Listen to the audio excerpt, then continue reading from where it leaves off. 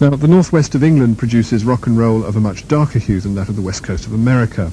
The Durruti Column, the Smiths, and preeminently Joy Division, whose leading light Ian Curtis committed suicide in 1980, were among the troubadours of the peculiar misery of Manchester and its satellites throughout the late 70s and 80s.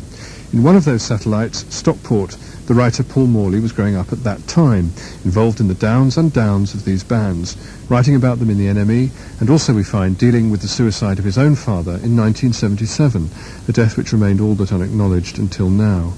His new book, Nothing, returns to this past, this place and these people, and attempts to make sense of the seemingly senseless act at its centre. Paul Morley called into the studio earlier, we'll hear from him in a moment, but first here's a reminder of the soundtrack to those lives and times. I remember that after my father killed himself, I was upset because it meant that I couldn't go to London the following Monday to see Buzzcocks play in Croydon. My life had been interrupted. I remember people ringing me about the plans for the London trip. I felt I was letting them down because I couldn't make it, and that my excuse was much too big, too ludicrous. Sorry, I can't come to the Buzzcocks gig because my father is dead. He killed himself. I remember nervously trying to help the people I was telling by acting like it was no big deal, just one of those things. They sounded very uncomfortable. Well, they didn't sound uncomfortable because they tended to be quiet after I had told them that my father had killed himself. They paused uncomfortably. They had thought that they were calling me for a chat that was more or less small.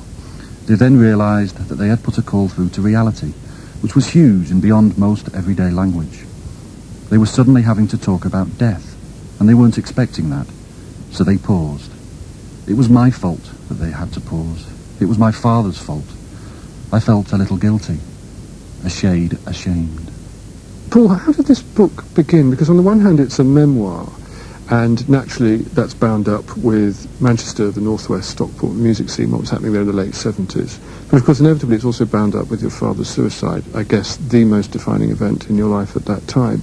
Did it begin with wanting or needing to write about that, or was it more kind of autobiographical in a wider sense? I was a little bit worried about the autobiographical sense because, of course, Martin Peters writing his autobiography at the age of 26, and I've always been scarred by that thought and planned to write it when I was 70. And I think I was casting around for a subject, all through the 80s and right into the 90s, and it never occurred to me that I had a subject. The suicide of my father I had genuinely just buried deep somewhere. And someone just mentioned it to me to write an article about it, and I thought, oh my God, I've never thought of that before. I didn't think anybody would be interested in a funny sort of way. Of course, they may or may not be, but probably more interested than I thought they would be. And so I started writing something that I never used as an article in the end, and I just placed it in a shoebox. And then I had other bits and pieces in shoeboxes that was sort of little bits and pieces, little scraps. And then I had a daughter in 1992, and within 3 or 4 years she was asking about her granddad, where he would be, where he was. And I realised that I had to have some answers, and I had to sort of make a man exist who, because he had killed himself, had sort of ceased to exist, as if he'd never been alive. And I had to recover him, and that meant recovering a large part of my memory, which the suicide, in a way, had sort of wiped out. It smeared it, it kind of huge gaps in my memory. And so the book, in a way, began there. I realised that it was a way to recover my memory, to recover my father. Was it also a kind of style question as well? I mean, how do you go about doing this? Are you writing within the kind of broad stream of confessional writing, or was it also something broader than that again, about memory plays strange tricks on a man? Strange tricks, because there's very definitely things that I remember having happened, and I now know they didn't. I'm still convinced they did, even though I've been told emphatically by members of my family they didn't. People I remember being at the funeral that weren't there, people I thought were there that weren't, that were there. And it is about the memory thing more than the memoir and the confessional, because at times I was worried about entering that world, because suddenly we seem saturated with it. The memoir, the books about the father, the confessional thing, 30-something male writers suddenly writing in the way that people have been writing in Cosmopolitan for years, Tom Crabtree or something. Suddenly it was becoming a thing, and I was kind of reluctant in a way to join in with that. So I did want to find a way of writing it that, for me at least, I felt that it was, a literary work. I was really keen on making a great work, because I'm very aware that there's so much stuff in the world at the moment, and at times I've been a good enough writer to know that I'm not good enough, in the sense that I want to be Truman Capote or Tom Wolfe or Norman Mailer. So I really wanted it to have something beyond just being, an ex-enemy hack, Frankie Goes to Hollywood guy writing about his life. I wanted it to be, a proper piece of writing. and my subject was suicide. You do get a sense of that, though, because I think what comes off very strongly from the page is an enormous sense of release, not just a kind of release of something key to you and how you understand yourself and your life, but also it's also about a kind of release of a certain new way of writing, it seems to me. That in the past, having written in NME, in particular in magazines, you're very used to writing within that kind of genre, but this seems to be much broader, and seems also to be drawing on stuff which is far more personal in the sense of being far more profoundly affecting of you. Well, I think for a while when I wrote about subjects like reviewing records or reviewing artists in the New Musical Express, I was obviously locating whatever we want to call it, anger or frustration or despair in these reviews. So probably Rod Stewart would read a review I'd written about him and wonder where the heck this intensity was coming from. And I guess that I was avoiding my father, but it was obviously there. I would be writing about Ian Curtis of Joy Division, never ever putting two and two together, that in fact a few years before he killed himself, my father had killed himself.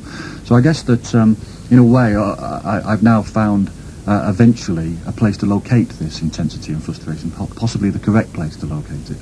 I.e. where it should be, where it belongs. It just took me a long time to realise that was probably where it belonged. How do you think that operates? Because, I mean, I think it would strike the observer that the death of a parent by suicide, particularly at that age, I think you were 20, 21 at the time, would be something so unavoidably obvious that it would occlude everything else. But that wasn't your experience. No, I ran away as quickly as possible to London from Stockport.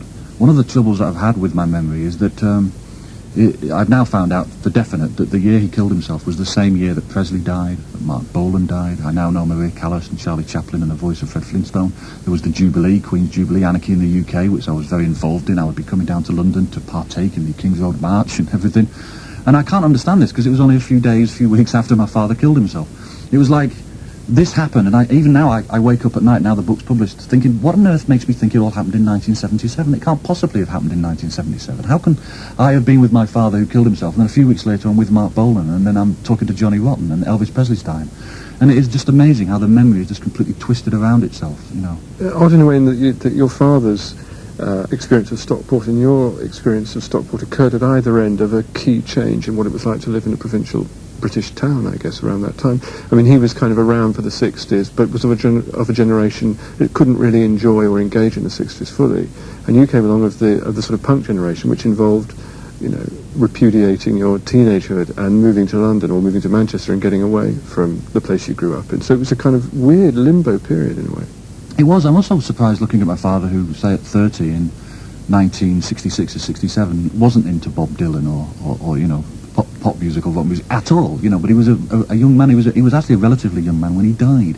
And I think, yeah, you're absolutely right. What happened after 77, and I often personally blame or celebrate punk for this, was this kind of fantastic postponement of extension of adolescence. Adolescence now has reached certainly the 30s, very possibly now the 40s. And teenage years seem to sort of begin at 8 and go on for a long time too. But whereas for my father at 22, 23, he had 2 kids. You know, he was locked down. His life was routine. Another interesting thing about punk, I suppose, and I agree with you about that thing about it being a kind of attenuating of teenagehood. It's also curious about death, curious about suicide, curious about the kind of Kafka end of human experience, I guess. And I wondered to what extent you felt your father's suicide had informed your take on punk. And also, I mean, obviously, I suppose your interest particularly in Joy Division and another suicide, Ian Curtis. Well, in one way, luckily, I know that I was interested in the darker side of art and literature and music before my father died. But then that might have been influenced by the fact that in the house was an atmosphere that probably encouraged me to take an interest in William Burroughs and Nick Drake and Tim Buckley and Paul Verlaine and Arthur Rimbaud, you know. So I think I was heading that way anyway. I was a melancholy young man, quite solitary, possibly because my father, we now know, was heading towards suicide, or maybe I would have just been like that anyway. Another striking thing about the book, and I've also been talking to 2 other people I know who had apparently committed suicide at around the same age as you were when your father committed suicide, and all of them have said that they've never or had never spoken about it to their siblings or surviving parent, and that was your experience. Absolutely. Too. I mean, my sister the other day, Carol, she estimated that we'd in fact mentioned his name 5 times over the last 23 years, because obviously the last few weeks we've mentioned it many more. It's one of the reasons for writing the book. But it is true, and other people find that really, really hard to understand, and I guess it's something, one of those things you can only really appreciate if you're going through it. But you cannot really mention it. You don't know how to mention him. You know, in that sense, suicide is a different death. It's more than a death, yet less than a death. There's no room for conventional mourning, no room, to really remember the day of his death and mark it that way. And so you do tend to find a year passes and then more years and you've not mentioned it. Then, of course, it becomes more difficult to mention. The only way I could talk about it in the book with my mother and my sisters in the end was to interview them with a recording device between us. And it worked. For years we just hadn't talked about it. As soon as that red light came on, I learnt more in 90 minutes from my mother than I'd learnt in the previous, all the time we'd been alive. Suicide creates a kind of shock that I think will last with the immediate members of the family forever. And I think that even though I feel moderately mature with the book and that I've achieved something and there's forms of release and relief going on, I still think I might be in the middle of something that I'm still not quite sure whether what I say, is reasonable and whether in 5 years' time I'll look back and say, God, I was still in the dark ages of my recovery. In another sense, I do feel that he exists now, oddly. I know that sounds perverse because he's dead, but he exists. For my mother, she's just so pleased that his picture is on the back of the book.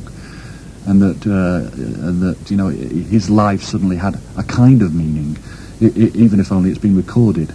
So in that sense, I feel, like I say, moderately mature, and that the book has helped in the sense that it's created him as just a man, and that the suicide was the equivalent of a heart attack or cancer in that sense. He might have pulled the switch, but it was something that was an illness, a cancer of the soul that he had that actually killed him, and he didn't kill himself as a rejection of us or any frustration about us.